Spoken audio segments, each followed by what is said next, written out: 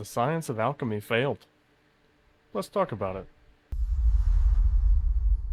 Welcome back. I'm SO Thinking, and this is Spiritual Alchemy. Alchemy began as metallurgy and metalworking in Mesopotamia, and was particularly advanced in Egypt as far back as 3500 BC. Now, there wasn't a problem with the craft itself.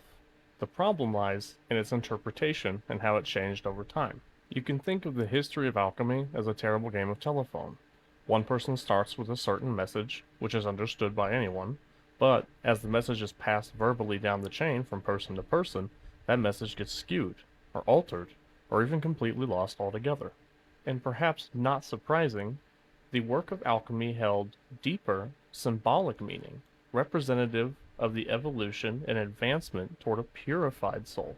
And just as the metalworking of alchemy involves the breakdown, purification, and transformation of lead into gold, this too can be said for the steps of purifying and transforming one's self. For this process, first, you shed the ego self, with all of its attachments and existing paradigms that hinder the spirit. Then, you find your light, and this is done by confronting the shadow self, the one you keep repressed, that holds your anger, your guilt, and your trauma.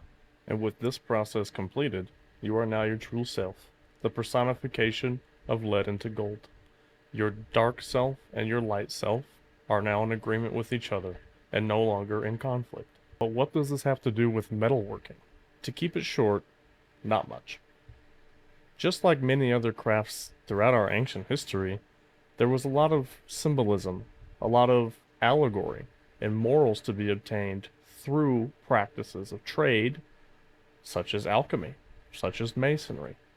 And a lot of it was not meant to be taken literally. To wrap things up, the failing of alchemy is our inheritance from the advancement of science.